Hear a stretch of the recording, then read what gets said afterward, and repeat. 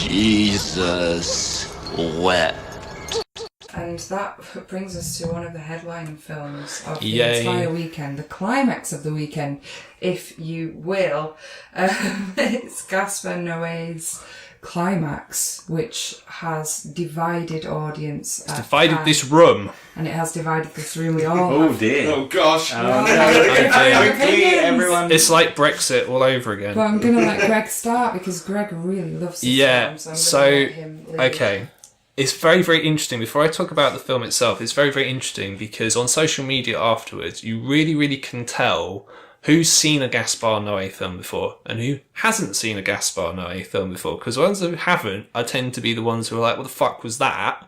That was really pretentious. Whereas the ones like me who love Noe, they're like, yeah, this is really good, it's really awesome. So I thought that was quite... because they knew what to expect. So Gaspar Noe, he's director of I Stand Alone, which is awesome, Irreversible, which is probably still his most well-known film. Very, very controversial film. Enter the Void, which is probably his best film, and Love, which I didn't really like very much. It was basically an excuse to make a porn film, kind of. This, I would say, is a mixture of Enter the Void and Irreversible. So it's kind of like Enter the Void in the camera work, which is fucking amazing. So his regular cinematographer is a guy called Benoit Dobie, who he does. Like, honestly, I don't understand how anyone could watch any of the other horror films in the lineup with very conventional camera work and then watch this, which has fucking amazing camera work, and it's very, very kinetic, and it's moving, and it's got lots of interesting angles, lots of interesting shots in there, and then say, like, they don't like it. You know, fuck those people, basically. But anyway, so one of the things I would say about this, for anyone who knows Gaspar Noe, is he likes to provoke his audience, because he's a prankster. He's kind of like Lars von Trier in that way. So in the first half of this film, there are things that he does which is deliberately meant to antagonise the audience. So at the start, you've got all these kind of very lo-fi video clips of the dancers talking to the camera, and it goes on for far too long. That's the audition section, which is more like an introduction. Yeah. But I have to say, visually, I did really enjoy the books and the VHS along the He's side. got some awesome videos in his collection. Which was quite nice. It was very different, and it was quite a good introduction, I guess. Because most of these people aren't actors. No, they're just dancers. Dancers that have been put in a film as kind of an experiment, and because they move so well. And there's another section where it's the characters talking to each other, but there's so many characters and it's edited in such a way you can't really follow what's going on. And again, that goes on for what feels like a very long time. I know it's not, it's probably only about sort of 7 or 8 minutes, but again, it just feels like forever. That's deliberately meant to antagonise the audience. And what I also loved is when the film started, when the music started, it's this very, very loud siren that was ridiculously loud. It's like deafeningly loud for about 30 seconds, this siren going off, and I'm like, yep, that's Gaspar Noe. Well, actually, Gaspar was there to do the intro, and I believe he kept getting the film turned up and up and up to the point where it was probably dangerous for the speakers. Yeah, sounds like Gaspar Noe. He just wanted it as loud as possible, and yeah, it was so immersive. Yeah. And another thing he does is at various points in the film, these random quotes will appear, like these very sort of sort of philosophical quotes come up, like death is only the beginning or whatever. I don't know. I can't remember. Existence is a fleeting illusion. Yeah, exactly. Which is taken from Jean-Luc Godard. That's a very Godard thing to do. And I feel like with that, again, I know he's taking the piss, but I think if you weren't aware of the director's oeuvre, so to speak, then yeah, I think you can see that pissing people off. But yeah, just what I love about Noe. Upside down, for fuck's sake. I mean, you can't get much more. Yeah, that's very, very, very Godard thing to do. What I'd say is one of the things I love about Noe is what he'll do is this film, to me, it's not like a standard like 3-act structure story. It's a collision of sound and images. So there's constant music basically playing throughout the film, like literally non-stop. I think the only time there isn't any music is there's the electricity goes out in a very key scene in the film, and there's no music there, and the camera is literally always moving. So whether it's focused on the dancers when they're dancing or following characters around, so it follows Sophia Botella quite a lot. She's in this. I think she's like obviously the biggest name in the film itself. Yeah, she's the only kind of actress. Doing very, very Isabel Adjani style, full blown raving around. Because what happens in the film, basically, there's a bunch of dancers, they're rehearsing, and then they have a party, as you do, talk about fucking each other a lot. And then they have this sangria. The sangria has been spiked with LSD by someone. Yeah. They take it and they all start having a massive acid attack. Not that kind of acid attack. LSD trip, that's what I should probably say, Yeah. I mean, for me, after I finished watching this film, I was really not sure if I liked this. Now, visually, it's stunning and amazing and so, like, different and pushing boundaries, and I respect Noe for doing that. Very much about birth and death. The end of the film is at the beginning. Yeah, he does that a lot. Is at the end. The end credits are at the beginning. Yeah, again, he did that in Into the Void as well. The main starting credits are 40 minutes into the film or something like that, and they're all beautiful. They look like logos. As a graphic designer, you'd really appreciate that. Yeah, sure. I mean, that aspects of it I loved, absolutely love that. I love it that he is just trying to provoke reactions. The camera work was amazing. You've got Aphex Twin in there and loads of other fucking amazing music that I can't believe he actually got on board for the film. And but like you say, it is an acid trip. It is a slow descent into hell. It is the most uncomfortable watch. It's loud, it's intense, it's immersive, and it did make me sick to my stomach with such themes as incest, child death. Yay.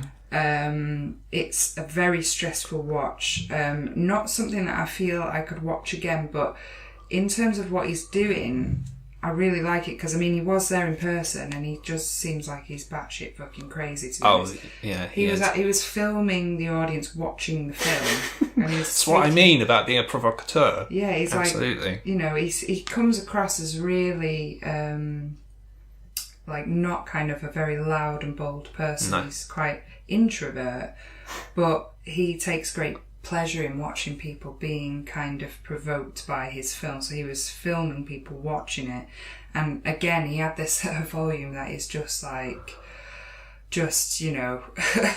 mean, this isn't going way too far with it. He could have destroyed their speakers possibly. Probably. No. I mean, what I was going to say, I did love the last sort of 10 minutes where it kind of descends into this Sarlo-esque sort of orgy, but it's filmed in such a way you can't really see what's going on. Which is it's very dark, clever, very and the camera is moving so much that you're like basically everyone's fucking each other, but you can't really tell. Maybe they are, maybe they're killing each other. Yeah. Sex and death, violence, all that shit. Yeah. I think the shots outside with the snow were absolutely beautiful. Like, fantastic use of white space, like contrasted with this kind of destruction and blood, and yeah, I mean, just amazing. But the two Toms need to give their opinion because everybody feels differently about this film. Yeah.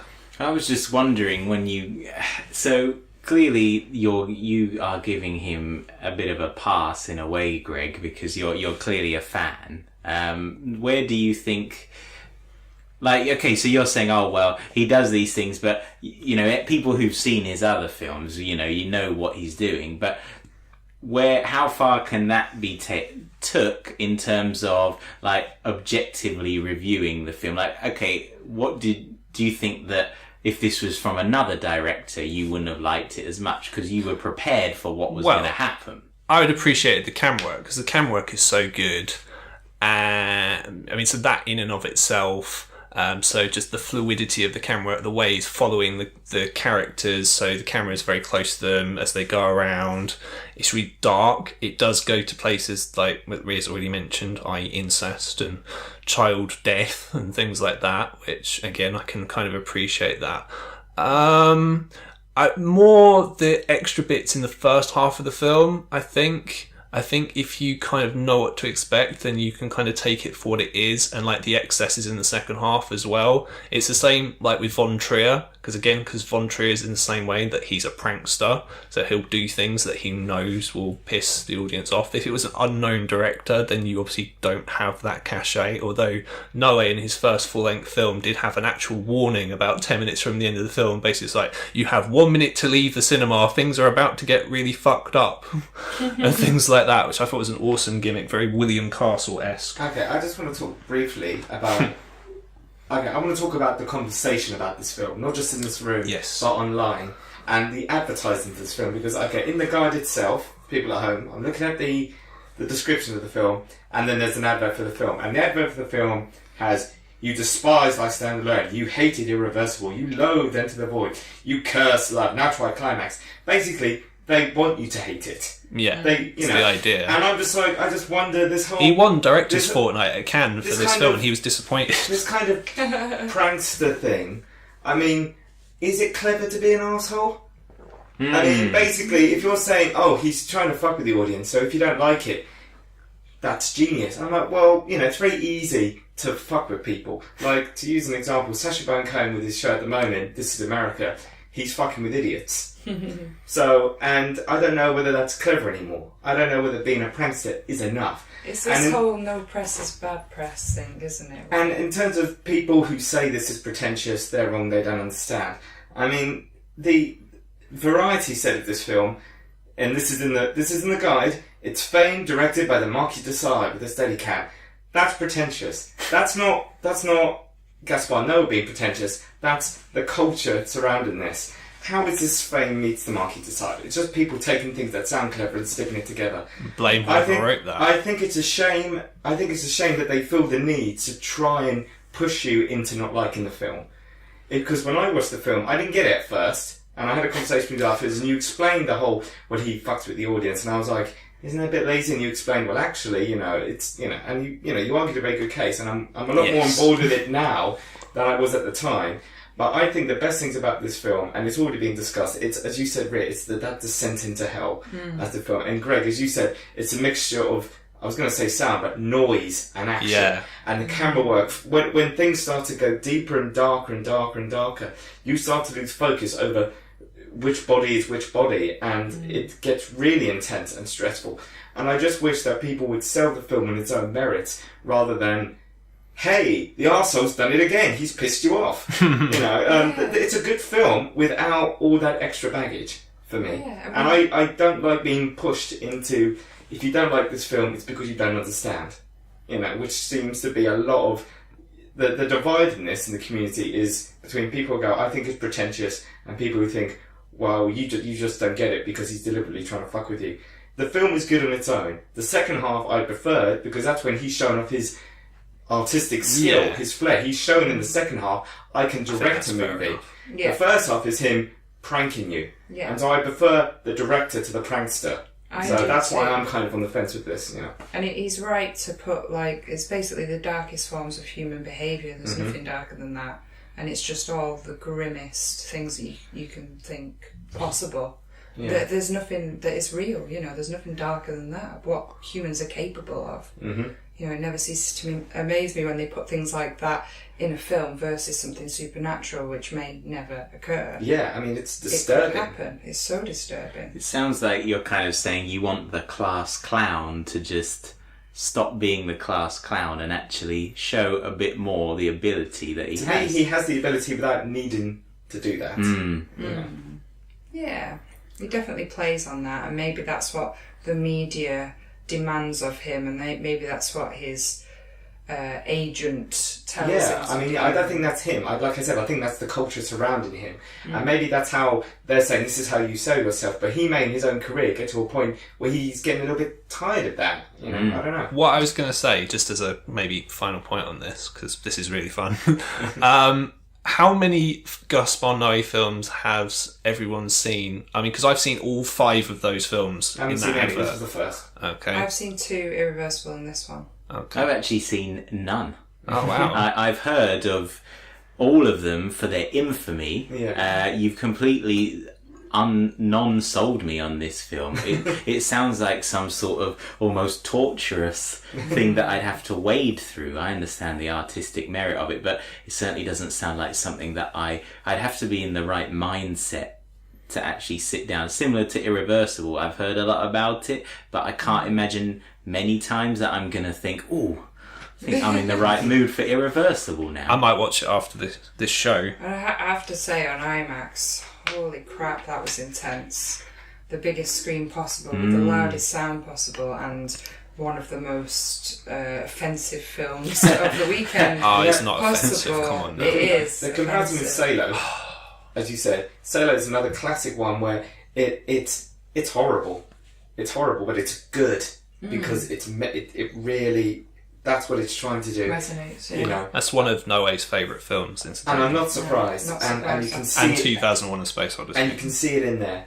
And, you know, that's more what I'm about. You know. After the end of the whole festival and Climax, I did actually witness by the front desk of FrightFest some guy trying to get a refund based on the fact that they screened Climax and complaining that it wasn't a horror film. And he went on for about half an hour, and it was absolutely ridiculous just based on this one film, which if he'd have read anything about it, he would have known that it wasn't going to be a horror film and it was going to be divisive. And what a pillock. I think it deserves to be there as a sort of horror film, maybe a sort of more fucked up thriller, but fucked up. That genre blurring, because towards the end, like I said, it did feel like hell. To me, it merits as a horror film, even though it's not demons and wizards. You know? I'm glad FrightFest put it on. I wish FrightFest would put on more kind of films like this that are horror, maybe a bit more art house.